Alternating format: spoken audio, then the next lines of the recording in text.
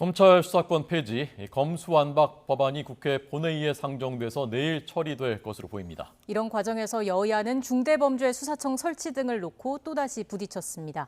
국회 소식 알아보겠습니다. 정유진 기자. 네, 국회입니다. 네, 먼저 검수완박법 추진 과정에서 여야 간의 중대범죄수사청 설치가 중요한 이슈로 떠올랐다고요.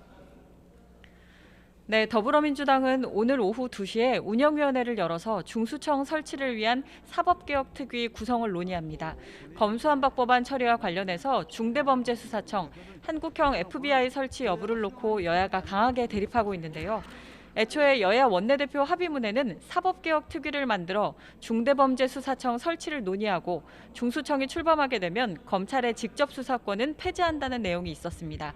하지만 지난 수요일 본회의에 올라간 검찰청법 개정안엔 이 내용이 담기지 않았습니다.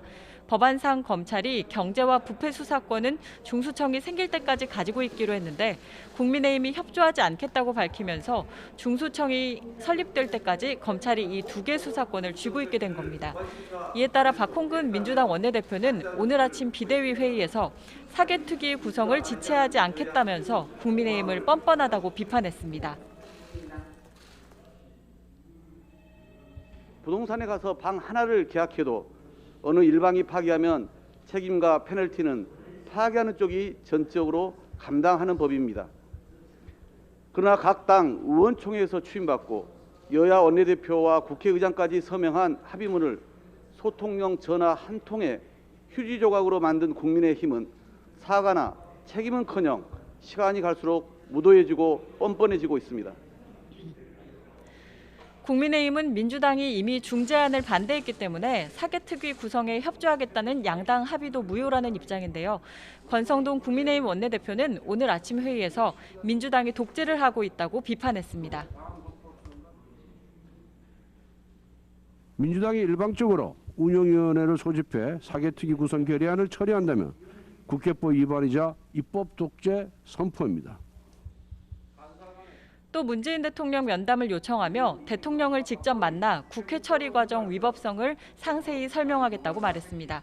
이와 함께 국민의힘 원내 부대변인단도 오늘 오전 기자회견을 열어서 국회 운영은 간사 간 의사일정 협의를 하는 것이 원칙이라면서 운영위원회 단독 소집을 멈추라고 촉구하는 등 여야가 중수청 설치를 놓고 화력을 키우고 있습니다.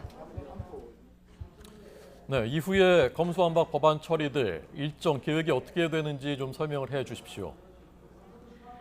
네, 더불어민주당은 내일 본회의에서 검찰청법을 통과시킬 예정입니다. 국회법에 따라 내일 토요일 오후 임시 본회의가 열리면 민주당은 검찰청법 개정안을 바로 표결해 처리할 계획입니다. 또 똑같은 방식으로 다음 달 3일 형사소송법 개정안도 통과시킨다는 계획인데요. 시간표대로라면 민주당은 다음 달 3일 문재인 정부 마지막 국무회의일에 검수완박 개정안을 공포하겠다는 방침입니다.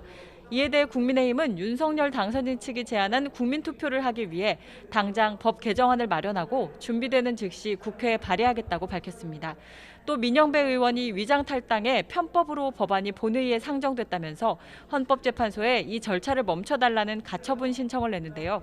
두 대안 모두 시간이 현실적으로 부족한 상황이라 검수완박 법안은 민주당 계획대로 통과될 가능성이 높습니다. 지금까지 국회에서 YTN 정유진입니다.